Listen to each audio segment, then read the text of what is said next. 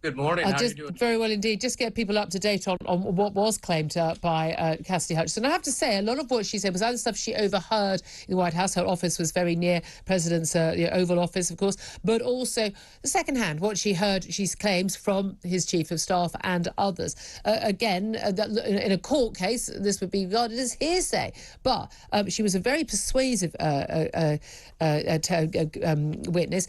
She basically said that the White House knew the risk of violence in the days before this speech that the president was going to give on January the 6th, and he also knew that on the day that a lot of these people were armed, and the White House was quite happy to direct these people to go to the Capitol. The president, she said, I don't care that they have weapons. They're not here to hurt me. He referred to these people as my people, even when they were saying openly, it was on TV, running all across every American broadcast, that they were going after people like Mike Pence, the vice president.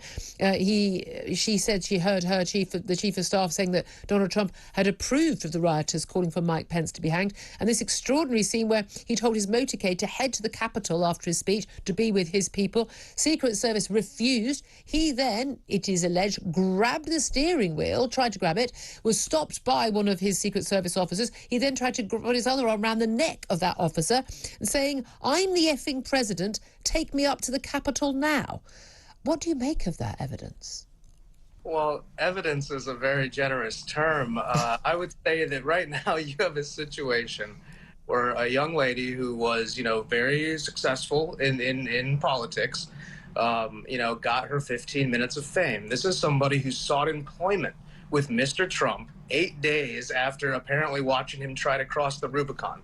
But let's take a step back and look at the obvious things. Number one, the president of the United States doesn't ride shotgun. The idea that he's lunging through the center barricade at the wheel is leftist fan fiction. The Secret Service agents have already said that they are willing and happy to go and testify under oath that this did not happen. Mark Meadows said this didn't happen. She was able to not perjure herself because she wasn't giving a first-hand account, or else this would be quite slanderous. So you have a court of people who all voted to impeach Donald Trump, even though that wasn't confirmed in the Senate. There's been, no cross-examination. This isn't a trial. This is the last hurrah for Liz Cheney as she goes and sides with the people who called her father a war criminal. So the Republican Party, the voters, they're not tuning in for this. It's almost like every morning there's some memes that are going around. But this is about as ludicrous as some of the Russia collusion nonsense. And this one is farcical. You say farcical, except it does tie in with an awful lot of the things that some of his very loyal aides have said under oath.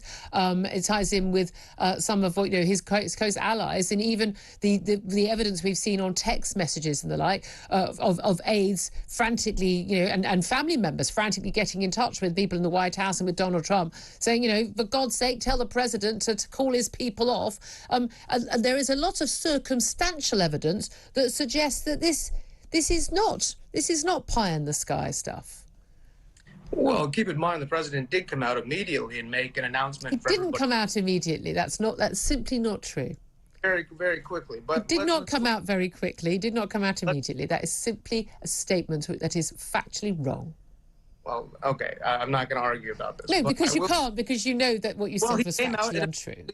Twitter video briefly. It wasn't the best way of doing it, but things were out of control. I will say this. He did request 20,000 National Guard troops. Nancy Pelosi and the Mayor Muriel Bowser of D.C. refused that, probably because they thought Trump was going to win the election and they didn't want him to have his soldiers in there. But what happened was, out of hand. It's something that's been condemned all around. They don't represent our party. There's a lot of, people who wandered in there and got involved in something they should have. But the president of the United States did not incite a mob. The president of the United States did not, support what happened there. And he certainly didn't ask for people.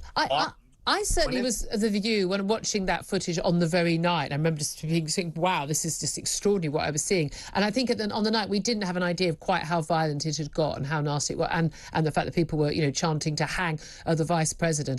There were senators and congresspeople fleeing for their lives on that day. People died, and it could have been an awful lot worse. But I certainly, in the days following that, having listened to what Donald Trump had to say, I was never been a fan of Donald Trump, but I call it as I see it, that I felt that he hadn't incited the mob to go and do what they did, and that it wasn't his fault.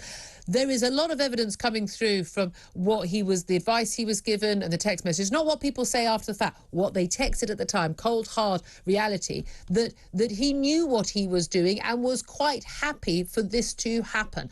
And we know in terms of some of the people who are standing for the Republicans for various roles in, state roles in the midterms coming up, that actually a lot of these people who've been perfectly happy about what happened on January the 6th regard that this is an illegitimate government, illegitimate election for Joe Biden, and want to basically overturn any next election if there was a Democrat victory. This is really scary stuff in what is supposed to be the leading democracy in the world. Well, certainly people in America on both sides, I think, have lost a lot of faith in our democratic system, or our Republican democratic system that we have as on the direct democracy. I will say this, it's an interesting fact, but 60-some% of Republican voters did not view what happened on January 6th as a very big deal. Most people saw it as, a fringe element that doesn't represent the middle-class suburbs, the fact that 71% of America's counties voted for Donald Trump. Yes, land doesn't vote, people vote, but land represents a geographic distribution of ideology across a vast swath of land. So that event just simply doesn't represent the voters, doesn't represent the big tent that's there.